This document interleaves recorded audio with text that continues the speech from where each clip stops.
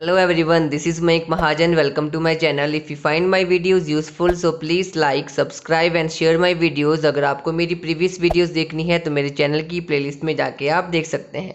Now forward to next unit, unit 6 lines and angles. और आज हम इसकी introduction करेंगे. आज हम lines and angles की बात करेंगे. तो lines हमारे पास क्या होती है, कोई भी आप पॉइंट से अगर आप क्या करोगे, इस तरह से आप कोई रेखा लगाओगे तो उसको हम क्या बोलते हैं, लाइन बोलते हैं. ठीक है ना. इस तरह से आपके पास क्या बन जाती है, लाइन. अब लाइन हमारे पास क्या होती है, पैरेलल भी हो सकती है और इंटरसेक्टिंग भी हो सकती है. तो पैरेलल लाइंस कौन सी लाइन होती है, कुछ इस तरह से जो लाइंस आपस में कभी नहीं मिलती है उनको क्या बोलते हैं हम, पैरेलल लाइंस. ठीक है ना. पैरेलल लाइंस कौन सी लाइन हुई, वो लाइन जो कभी आपस में नहीं मिलती हो पैरेलल लाइंस होगी. और एक लाइन हमारे पास होती है इंटरसेक्टिंग, जो हमारे पास क्या कर जाए, इंटरसेक्ट कर जाए, जो आपस में कट जाए उसको हम क्या बोलेंगे, इंटरसेक्टिंग लाइंस. तो आपको लाइंस का पता चल गया, एक पैरेलल होती है और इंटरसेक्टिंग होती है. ठीक है. नेक्स्ट हम बात करेंगे आज हम टाइप ऑफ एंगल्स की. तो एंगल्स आपको पता है, एक्यूट एंगल की बात करते हैं. सो एक्यूट एंगल कौन से एंगल होते हैं, एंगल्स लेस 90 डिग्री. जो एंगल 90 से छोटे जितने भी एंगल्स है 0 से लेकर 90 तक, उन एंगल्स को हम क्या बोलते हैं, एक्यूट एंगल्स.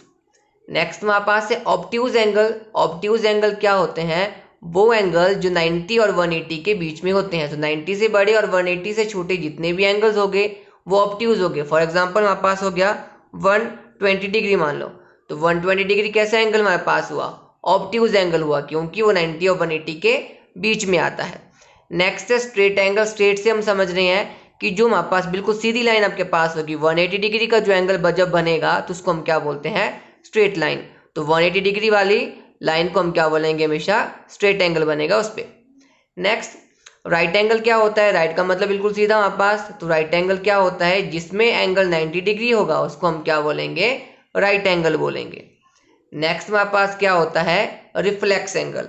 सो रिफ्लेक्स एंगल हमारे पास क्या होगा, जो एंगल 180 एंड 360 डिग्री के बीच में जो एंगल होते हैं उनको हम क्या बोलते हैं, रिफ्लेक्स एंगल. ठीक है ना. 180 से बड़े और 360 से छोटे जितने भी एंगल्स हो गए उसको हम क्या बोलेंगे, रिफ्लेक्स एंगल.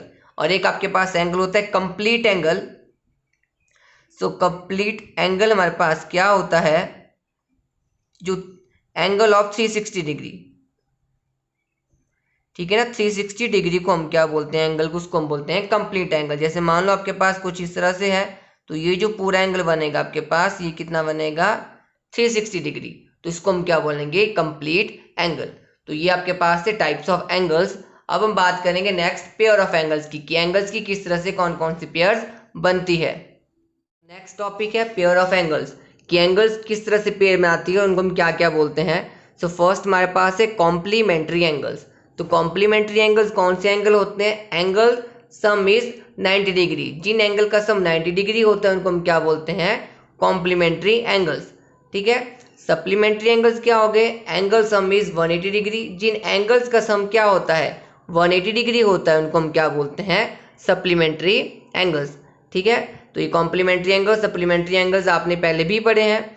नेक्स्ट हम करेंगे एडजेसेंट एंगल्स. तो एडजेसेंट एंगल्स क्या होते हैं, जो एंगल साथ साथ में बनते हैं. फॉर एग्जांपल मान के चलते हैं, इस तरह से कोई डायग्राम आपके पास है.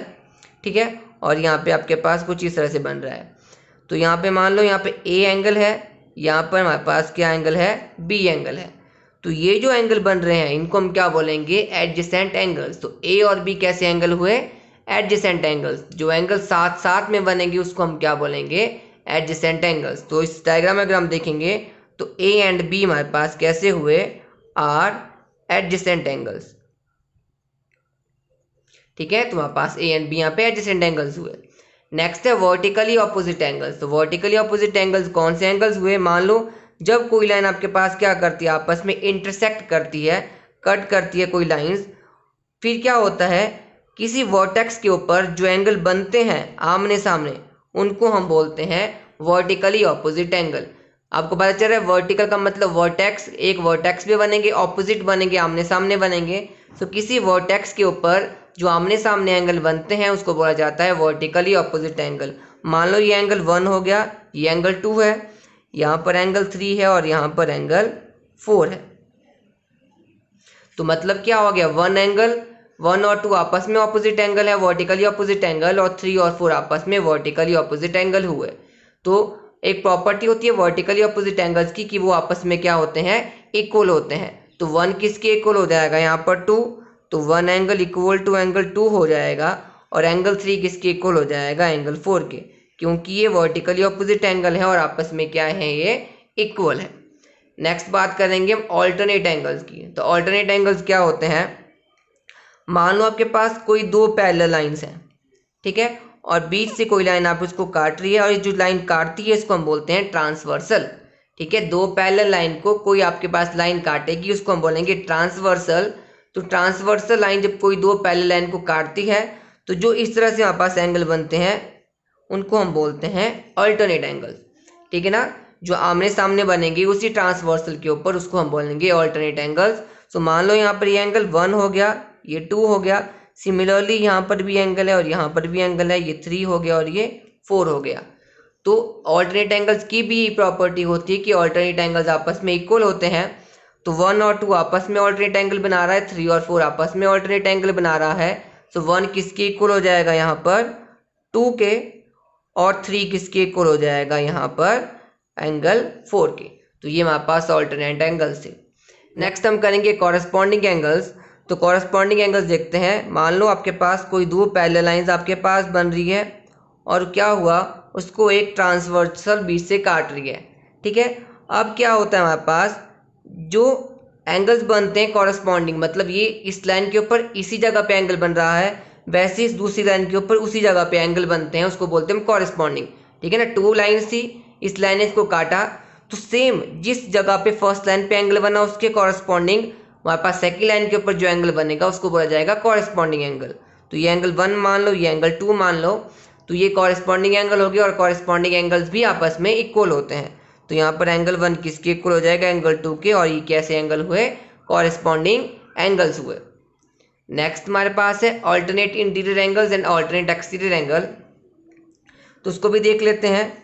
तो हमारे पास इस तरह से लाइन हमारे पास मैंने कट कर ली, ठीक है ना, और यहाँ पे बीच से इस तरह से दो पैरेलल लाइन थी, पैरेलल लाइन से एक ट्रांसवर्सल इसमें जा रही है, और क्या कर रहे हैं हमारे पास, अब एंगल देखते हैं। तो मान लो एक एंगल यहाँ पे बन रहा है इस तरह से, वैसे ही यहाँ पर भी हमारे पास कुछ एंगल बन रहे हैं इस तरह से। इस एंगल को मैंने 1 मान लिया, यहाँ पर ये 2 लिख लिया, यहाँ पर 3, यहाँ पर 4, यहाँ पर 5 और यहाँ पर 6 हो गया। ठीक है, सो यहाँ पर देखो हमारे पास एंगल्स देखो, ऑल्टरनेट इंटीरियर एंगल्स क्या होंगे, जो एंगल लाइंस के अंदर बनेंगे इंटीरियर ऑल्टरनेट बनेंगे। जैसे 1 और 2 आपस में, 1 और 4 आपस में ऑल्टरनेट एंगल्स हैं और इंटीरियर है, 2 और 3 आपस में ऑल्टरनेट है और इंटीरियर एंगल्स हैं। तो 1 और 4 आपस में इक्वल हो जाएंगे, एंड 2 और 3 आपस में इक्वल हो जाएंगे। अब बात करते हैं ऑल्टरनेट एक्सटीरियर एंगल की। तो एक्सटीरियर एंगल कौन से एंगल होते हैं, जो एंगल्स बाहर बनते हैं और साथ में वो कैसे होते हैं, अल्टरनेट होते हैं। जैसे मान लो हमारे पास यहाँ पर ये इस तरह से लाइन है, और यहाँ पे जो एंगल बनेगा इसके ऑल्टरनेट जो हमारे पास एंगल बनेगा यहाँ पर, ये हमारे पास कैसे होंगे, ऑल्टरनेट एक्सटीरियर एंगल होंगे। तो जैसे 6 किसके इक्वल हो जाएगा हमारे पास, एंगल 5 के। ठीक है ना, क्या बन रहे हैं, ऑल्टरनेट बन रहे हैं, और हमारे पास कैसे बन रहे हैं, एक्सटीरियर बन रहे हैं। एंगल को हम बोलेंगे ऑल्टरनेट एक्सटीरियर एंगल हमारे पास। तो ये हमारे पास क्या हो गई, पेयर ऑफ एंगल्स हो गई। नेक्स्ट टॉपिक है लीनियर पेयर। सो लीनियर पेयर हमारे पास बहुत इंपॉर्टेंट है इस एक्सरसाइज में। सो लीनियर पेयर क्या होता है, sum of angles on a straight line is 180 degree. मतलब कोई भी आपके पास एक लाइन है, उसके ऊपर जितने भी आपके पास एंगल बनेंगे, मान लो यहाँ पर कुछ इस तरह से एंगल बन रहे हैं, इसको मैंने 1 मान लिया, ये एंगल 2 बन रहा है, यहाँ पे एंगल 3 बन रहा है। तो किसी भी स्ट्रेट लाइन के ऊपर जितने भी एंगल्स होते हैं उन सभी का सम हमेशा 180 डिग्री होता है। मतलब यहाँ पे 3 एंगल बन रहे हैं, तो इन तीनों को अगर मैं प्लस करूँगा, ये तीनों प्लस करके क्या बनेंगे, 180 डिग्री। हमने पढ़ा हुआ है कि किसी भी लाइन का हमारे पास 180 डिग्री होता है सम।